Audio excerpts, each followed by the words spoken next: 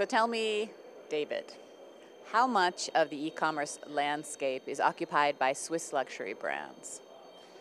You know, it's a fascinating area of interest because right now everything is changing quite in a fast way. What we're seeing, in fact, is that there are more than 40% of the luxury watch brands studied that have developed their own e-commerce capabilities, meaning that they are selling directly to the consumers. And these are Swiss brands, all of them are. Most of them are, in fact, Swiss brands or owned by foreign companies, but obviously producing Swiss-made watches. Interesting, because we also spoke to head of Patek Philippe today, Thierry Stern, who is a bit the anti-e-commerce guy. I mean, do you think he's right? Do you feel like he's missing the boat? You know, I think if there is one brand in the world that can probably afford not to think at all about e-commerce, it's probably Patek Philippe. So I can understand Mr. Stern's strategy. All right. I mean, even when you have to reach Asian markets. They're so online. I mean, everybody wants to grow Asia. Even Patek Philippe wants to grow Asia. No, that's absolutely true. But what I mean is, I think for most of the brands right now, brands that you can find, that you can buy, the reality is that customers expect a blend of different channels. Some of them want to go offline and, you know, spend time in the stores and drink their champagne and experience the whole thing. Some others, you know, they are like more into convenience and speed rather than ego and pride. And obviously, they will care much about just being to click on the button and go to the checkout process. And what do you think of the JD.com white gloves delivery service? You know, I think for major platforms such as JD, one of the key challenges is really how they can increase the customer experience and make sure that they can delight sophisticated customers. And obviously, I think the white glove is a great way of, you know, trying to bring some dream to this commoditized e-commerce type of landscape. But also, if you think about it, the secondhand market is an online market. So again, for people like Patek Philippe who say they don't go online, it's not necessarily true. I think the second market is like a totally different ballgame.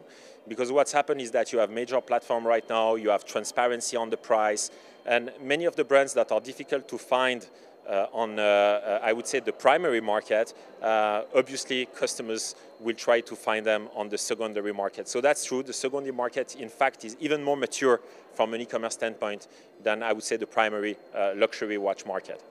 And who controls this? I mean, where do you see more of the e-commerce? Those are the ones that are controlling it, no?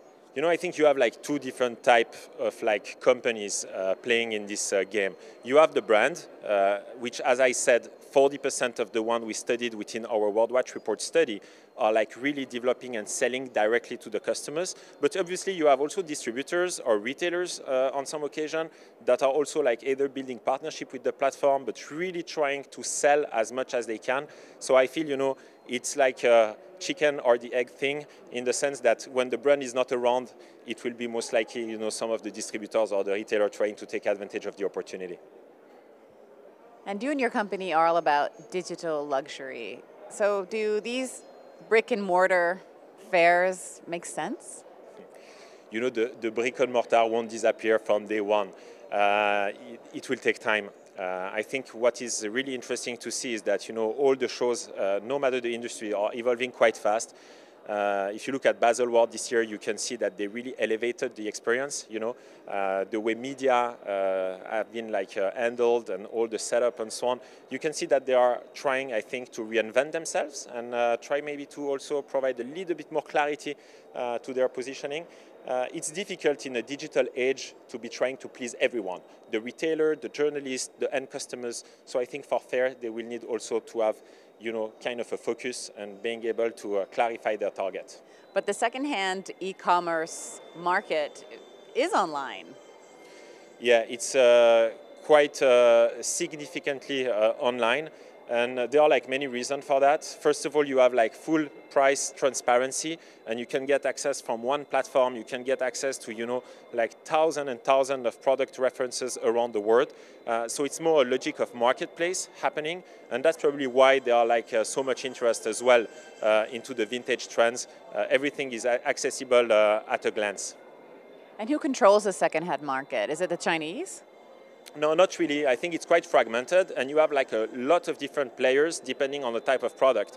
So, for example, for some very sophisticated, exclusive horlogerie pieces, you will have lots of collectors or a lot of like retailers that at some point will join the game. Where for more accessible brand, you will find lots of distributors at some point who want to get rid of their stock, or just try to sell a bulk of a product online. So it's really like a mix of different players, selling and buying online. Is it a question of price? I think to some extent, yes. Again, it's really dependent on the brands. But for example, you have some pieces that you cannot find in the retail network.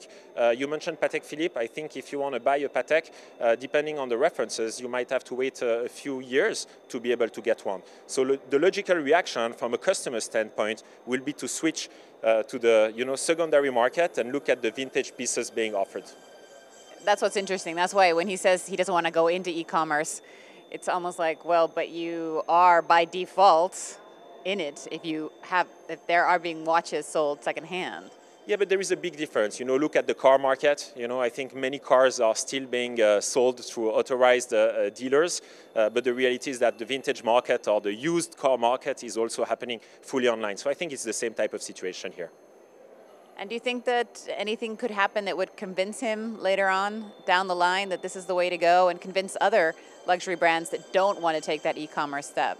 I don't think that e-commerce is like the secret recipe to the success of brands. I do feel some brands do not need to go on e-commerce. It's first and before everything a question of business model and strategy.